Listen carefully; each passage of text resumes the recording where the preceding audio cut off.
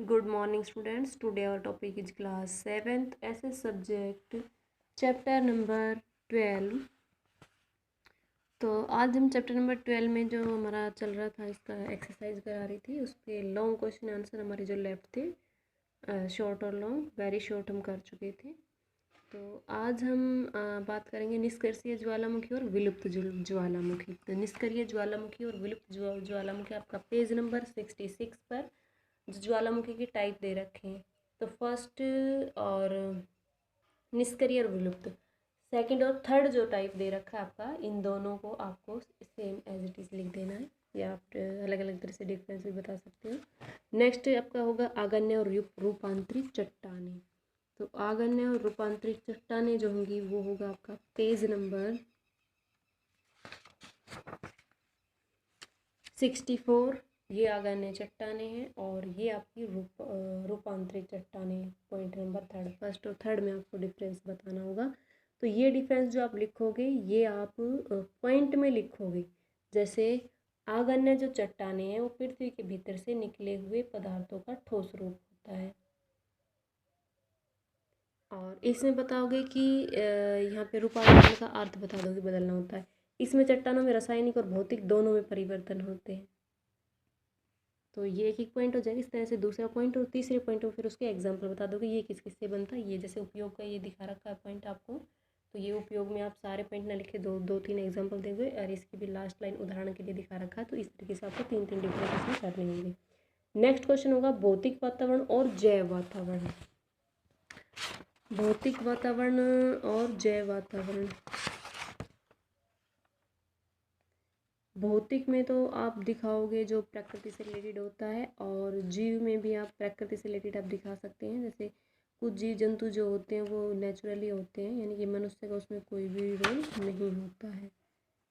तो इस तरीके से इसमें भी आपको तीन तीन पॉइंट बता देने। फिर आता है हमारा पृथ्वी की आंतरिक संरचना का वर्णन कीजिए।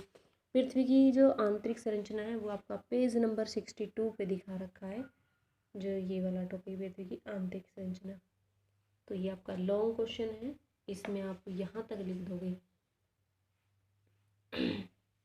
प्राथमिक और माध्यमिक, यहाँ तक लिख दोगे। इसमें आपको ये भी बताना होगा पृथ्वी की आंतरिक संरचना में जो जानने के लिए तीन परतें हमने बताई थी, परपटी, प्रावरण और केंद्र। बस तीनों के नाम लिखने, वो एक्सप्लेन आपको नहीं करने हैं। अवसाद चट्टानों के मुख्य लक्षण लिखिए। अवसाद चट्टान मैंने अभी आपको दिखाया था, ये पेज नंबर हमारा 64 पे ये अवसाद चट्टान है। अवसाद चट्टानों के बारे में आपको बता देना है। और नेक्स्ट हमारा ज्वालामुखी क्या है, विभिन्न प्रकार के ज्वालामुखी का वर्णन कीजिए, उनके लक्षण। ज्वालामुखी पेज नंबर आपका 66 पे है। ये आपका ज्वालामुखी क्या है ये लिखा हुआ आपको दिखा रखा है 2.5 लाइन में। फिर ज्वालामुखी के प्रकार बता रखे, तीन प्रकार, तीनों को आपको एक्सप्लेन करना होगा। नेक्स्ट क्वेश्चन है आपका भूकंप क्या है और इसके कारण बताने हैं। तो भूकंप ये है आपका पेज नंबर 65, टॉपिक भूकंप, और इसके कारण बताने कि भूकंप क्यों होता है। तो ये पेज नंबर 66 तक आपका दिखा रखा है। तो ये थी आपकी एक्सरसाइज जो आपकी कंप्लीट हो चुकी है।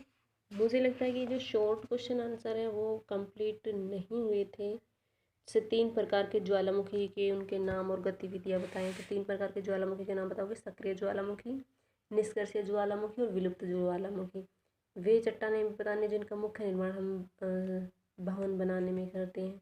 चट्टानों की उस ठोस प्रॉपर्टी का नाम भी बताना जो पृथ्वी की सतह का निर्माण करता है। तो ठोस प्रॉपर्टी कौन सी है, हमारी ठोस परत कौन सी है, परपटी। और उन पदार्थों का नाम बताना जो चट्टानें बनाती हैं। तो ये आपके ना वन वर्ड वाले दे रखे हैं जो आप आसानी से इनको कर सकते हैं। तो आज हम नेक्स्ट चैप्टर स्टार्ट करने वाले हैं जो कि हमारा होगा नेक्स्ट यूनिट का, और यूनिट होगी हमारी थर्ड, जिसमें आपको चैप्टर नंबर 20 करना है। सीरियल नंबर चैप्टर नंबर 20 होगा, नहीं सॉरी 21, प्रजातंत्र का संस्थागत प्रत्यय, पेज नंबर 116। तो पेज नंबर 116 पे आइए।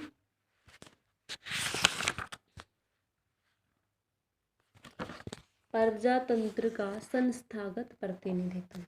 तो पिछले अध्याय में जो आप लोगों ने पढ़ा था, हमने विभिन्न प्रकार के स्वरूप वाले प्रजातंत्र और प्रजातंत्र के विभिन्न तत्वों के बारे में अध्ययन किया। जो इसका सर्वाधिक लोकप्रिय स्वरूप वाली सरकार को दर्जा देते हैं। इस अध्याय में हम चुनाव की प्रक्रिया और विभिन्न दलों द्वारा एक प्रजातंत्र में क्या भूमिका निभाई जाती है का अध्ययन करेंगे। तो सबसे पहले मतदान करने का अधिकार, जो कि सर्वव्यापी वयस्क मताधिकार भी से कहा जाता है।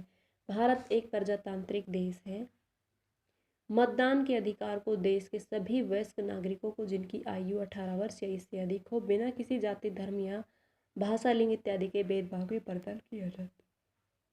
हमारे देश में एक आदमी एक मत एक सिद्धांत को अपनाया गया है। सर्वव्यापी रूप से वयस्क मताधिकार को लाभ किस प्रकार से बताए जा सकते हैं।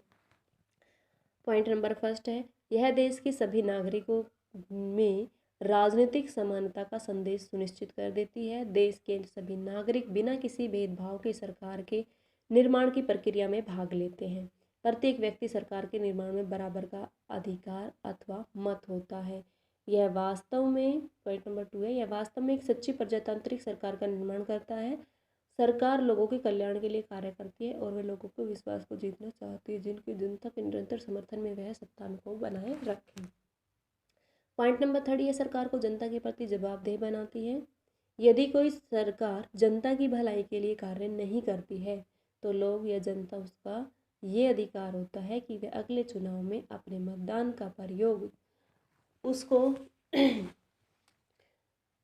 सत्ता से हटा दे, यानी कि अपना जो अधिकार है, मत है उनके, वो किसी और को बनाए। पॉइंट नंबर 4, ये लोगों को उनके अधिकारों के प्रति जागरूक बनाती है और लोगों को उनके विकास से संबंधित कार्यों के प्रति उत्सुक बनाती है।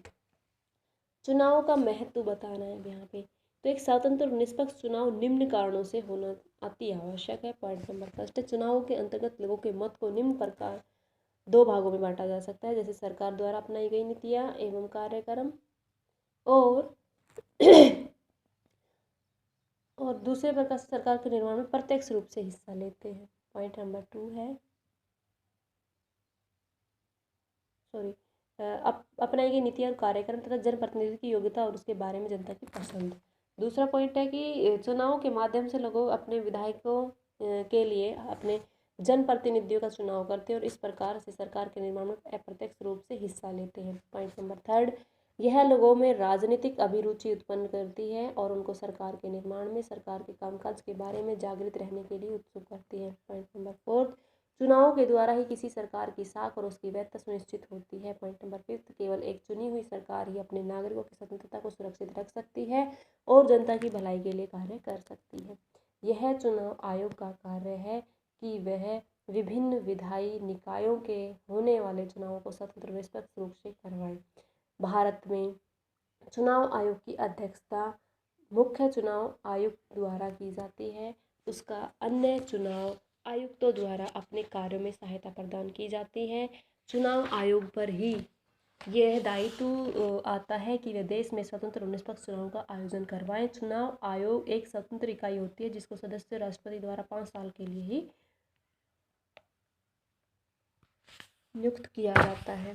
तो ये था हमारा आज का टॉपिक, जो आपको रीड भी करना है। इससे रिलेटेड जो आपका बुक वर्क बनता है वो फिल करना है। Thank you students.